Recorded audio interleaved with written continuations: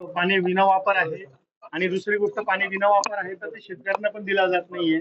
तिथली त्याच्यावरती कुठली योजना नाही, रिझर्वेशन नाही. याबाबत तुम्ही काय मागणी कराल आणि काय तुमची मागणी? आज एक या जिल्ह्याचे पालकमंत्री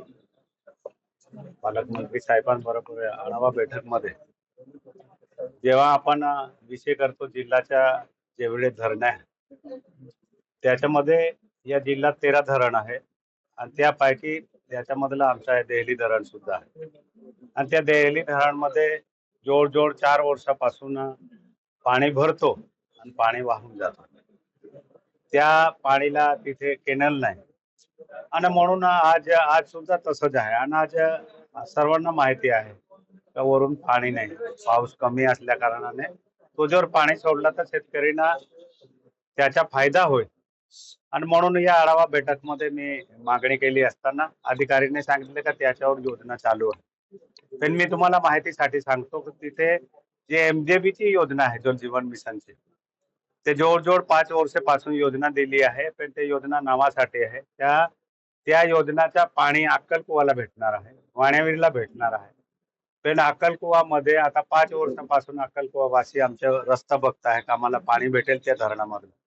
पहिले तर शेतकरीलाच पाणी नाही तर त्या धरणाच्या पाणी त्या अक्कलकुवामध्ये कसं येईल कारण तिथे पाईपलाईन टाकून ठेवली आहे, विहीर बांधून ठेवली आहे आणि ते पाणी आजपर्यंत सोडलं नाही. म्हणून आज मी पालकमंत्री महोदयच्या सामने बोललो आहे का आम्हाला ते पाणी आमचे जे शेतकरी आहे जवळ 6 किलोमीटर पर्यंत त्या आज बी केनल आहे त्या केनल मधून पाणी सोडलं तर त्या तेवढे शेतकऱ्यांना तो पाणी भेटतो आहे आणि म्हणून पालकमंत्री महोदयांना सांगितलं की आम्हाला ते पाणी पाहिजे. तर पालकमंत्री महोदयाने सांगितलं की आम्ही ते परवानगी पैसे त्याच्या मागून देऊ आणि शेतकऱ्यांना साठी ते पाणी सोडवायला सांगू. कारण 4 वर्षापासून भरून आहे ना, पाणी जर वाया जात असेल आणि तुम्ही भरून ठेवलं आणि कोणाला देत नाही असेल तर हे चुकीचं आहे आणि म्हणून मी मागणी केली का ते पाणी ताबडतोब तुम्ही सोडा.